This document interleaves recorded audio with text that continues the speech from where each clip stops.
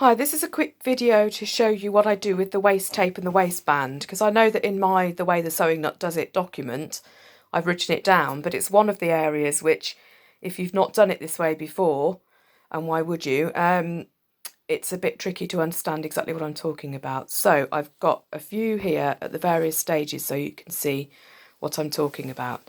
So I've got a pair of trousers which has its two, sorry, I'm doing this one-handed because I've got the phone in the other hand. So I've got a pair of trousers here which have got the centre seam, centre crotch sewn together, and a back leg on either side. When I come to the waistband, I have finished off the edge of my waistband, however I'm going to do that.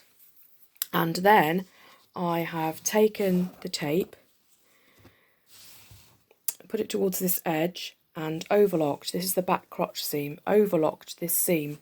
Now this seam is overlocked at a finishing distance, not a seam distance. And then I've done that on both ends, and the next thing I'm going to do is fold it over and stitch the waistband. So you can see here it's totally open down this crotch, no folds or anything, and the tape is trapped into that overlocking, or if you're zigzagging. So the next stage is this pair, and here I'm talking to you about sewing the waist channel down. Now you can do it on the flat, doing it this way, which is handy, but we are going to have to join this back seam eventually, so I would say a good 3 or 4 inches before you start sewing this down, or else you're going to have real difficulties sewing the back crotch seam up.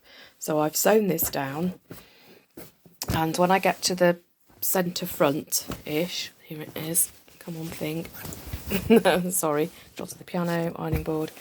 When I get to the centre front, this should still be on the flat, why can't I get the other bit out from underneath? Here we go. When we get to the centre front here, you can see that this bit is sewn down and there are gaps here. I'm getting close. There are gaps here, but these gaps are not as wide as the tape because we don't want the tape disappearing back through. So the first way you can help that is by making these gaps a little narrower. And what I actually did is I sewed the middle bit first, then I sewed from one end to here, folding this in half right up against here and just checking that I'm not trapping it in when I sew this bit here, get the tape out of the way. And I did the same from the other end. So from the other end I also left a 3 or 4 inch gap, which is, I can't get it, it's trapped underneath itself, I'm leaning on it.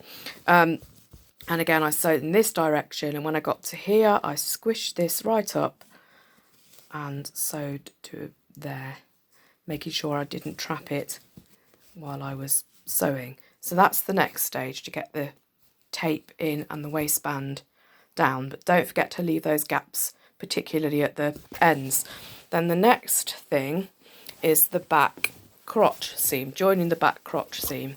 So here it is, and obviously I sewed it right sides together with a normal sewing machine, and I went from top to bottom, so it's this section is still flat because you didn't sew it all down, you left yourself a decent gap. So I sewed a seam down the back crotch seam, that's this seam here, and I ironed it outwards. So if we have a look in here, that's how we started off, do you see? And there's the seam, and I've pressed it open, and that's what it now looks like. And then what you need to do is finish it off by turning it back round. Here it is now across the back, and you'll see it's now in the round, but you've only got that section, your 3 inches either side of the back crotch seam to sew down. And when it's done, it looks like this one. So there's the back crotch. Here's the back crotch, look.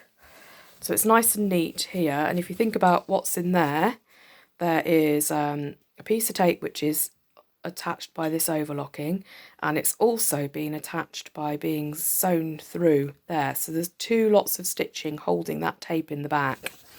Then round the front with the tape, if you remember, sorry, I left gaps here for the tape to come through. This is what I've done instead of buttonholes. I just got a bit fed up with putting my buttonhole foot on and off my machine. Buttonholes are just as good. I left the gaps here with the tape folded, and then what I've done with that loop of tape is I've chopped it in half. I've folded the ends over twice, so the end is down here now. So I folded it over twice and did the little box stitching. Now the stitching this way across here helps to keep the frayed edges, if you have a look in there, from popping out. So if you just sew it here, if you just sew that bit there, you've got bits popping out. So a box is good because it keeps everything in. And I've crossed the box to make it even sturdier. So this bit now is quite stiff. It does fold, but it's quite stiff and it isn't going to fold by accident. So that when it reaches this gap here in the washing machine, I'm thinking more than anything else, it is really going to struggle without help to go back through that hole because it's stiff and it's wider than the hole. So that's the point of doing that. So I was going to recap, but I'm not sure that it might make you seasick, me bobbing around to try and get all the pieces back up again. So that's how I do the waistband and the ties, and what I might do is put some stills up as well so you can see it in a document and watch the various stages on video. So you don't have to do it that way. I've just found that works for me. The advantages for me are that the ties get really sealed in the back without too much bulk.